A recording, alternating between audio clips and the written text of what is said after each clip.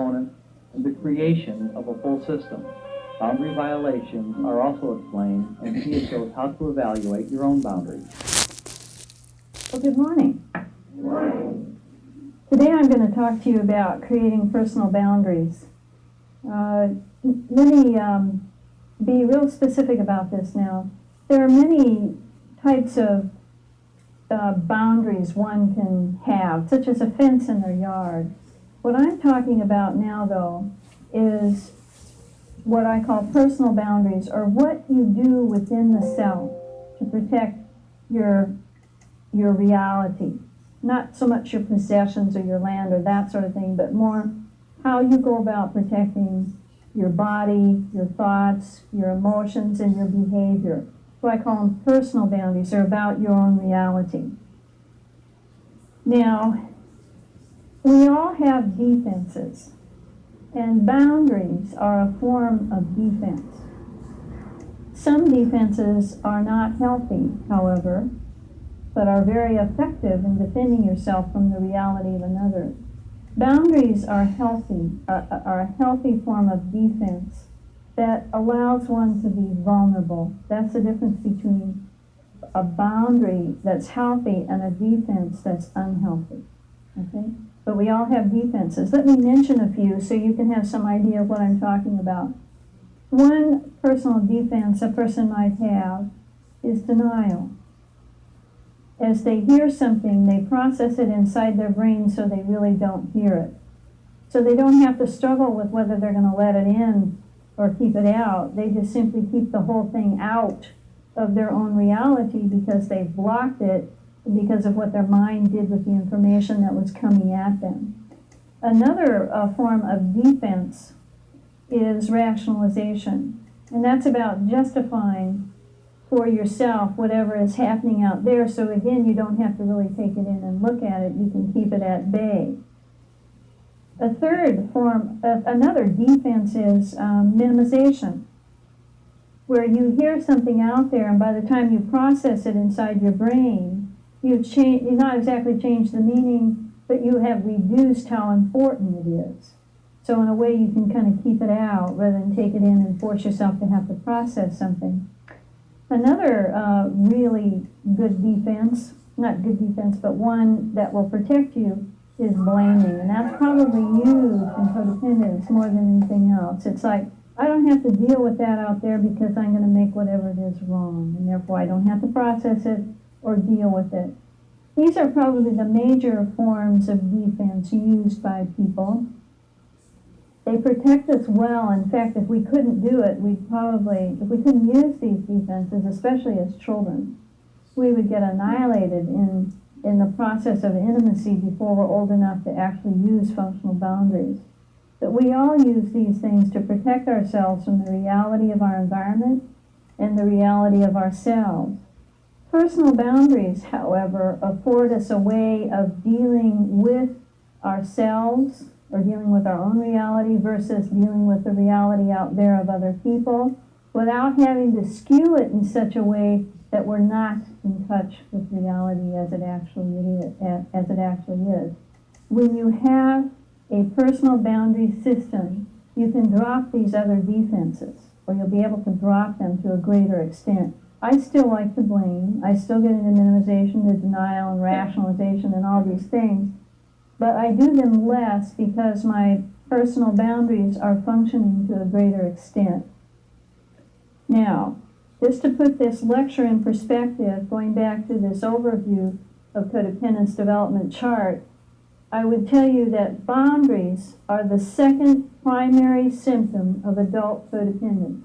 That's where it fits into this particular model I have been presenting. It's the second primary symptom of adult codependence.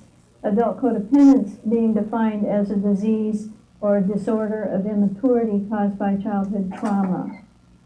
And as I have said before, but I want to repeat again, that adult codependence is about these, what I call 5 primary symptoms here, which are about how one is in a failed relationship with the self, about how one has trouble esteeming the self, setting functional boundaries, owning their own reality politically, taking care of themselves interdependently, and being moderate in their exchange with other people. Now, this issue of codependence is, well, excuse me, let me go back. What I want to tell you is that the boundary problem is one of the three most important of the core primary symptoms. And when I am working with somebody about getting themselves into codependence recovery, the first thing I do with them is have them establish personal boundaries. Because when you do that, the codependence issues, their reality issues and their self-esteem issues come up with the problems of trying to set boundaries. And so by having somebody learn how to have personal boundaries, you bring up these other core issues at a very basic level so that the codependent can begin to deal with these first three core symptoms of codependence. I really do consider getting personal boundaries on board the beginning of actual codependence recovery. And so in terms of actual recovery, I think this is the most important symptom to focus on in the beginning of your recovery issues. Now, the first thing I want to do is define what boundaries actually are. It's up here on the board. First thing I want you to remember is that when you're thinking about boundaries, that you're thinking of limit setting. It's about, personal boundaries are about setting limits. Any boundary is about setting limits. These are about setting personal limits for you so that you can deal with incoming reality.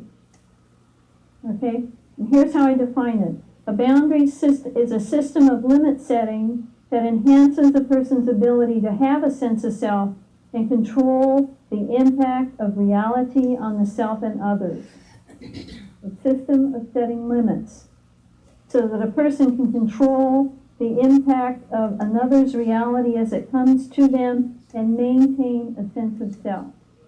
Now, Barb, I want you to come up for a minute. Stand right there, and I want to, just right there. Back a little bit more. There you go. Now, what I want to do is just vaguely kind of discuss boundaries by talking about energy. This is very, very important. When you are actually creating your boundary system, and so we're going to look at me creating a boundary system with Barb so that I have boundaries. We're not looking at her business right now. We're looking at mine. Having personal boundaries means that I have the ability to push energy out of my body and towards her so that as her reality is coming at me, I can push against it and stop it so that I can keep her reality as it's coming at me from just going right in my face and overwhelming or victimizing me, so that as I push against her, I can keep myself from being victimized by her reality. But on the other hand, as I push against her with that energy, I can see who she is.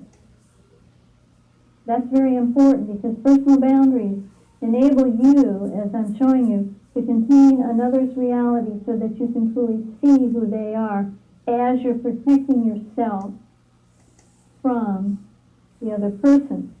That's why I say the purpose of boundaries is to contain and protect reality, Barb's reality as it comes at me. But it's also in reverse.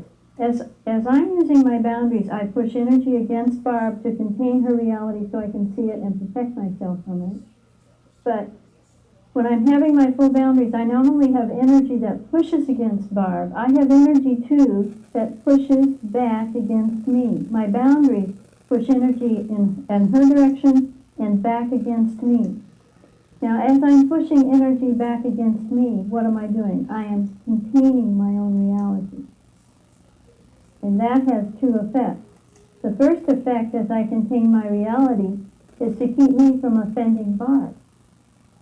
If I'm pushing back against myself, I'm monitoring how I'm coming after it.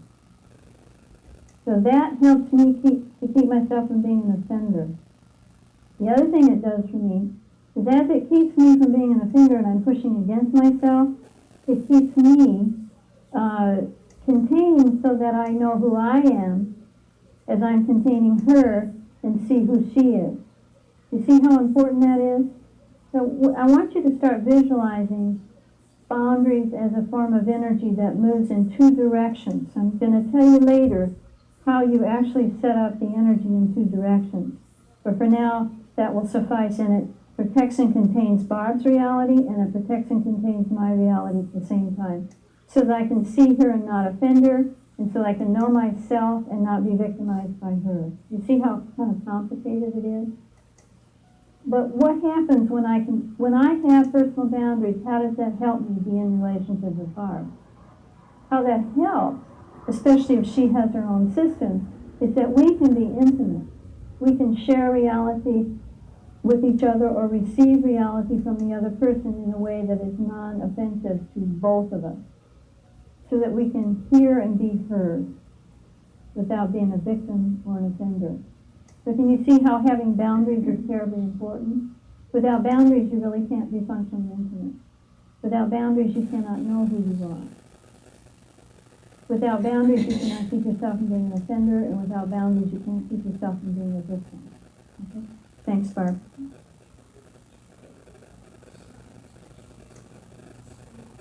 Okay, now, when a person has their full boundary system, what it really does is allow them to have measured or controlled vulnerability.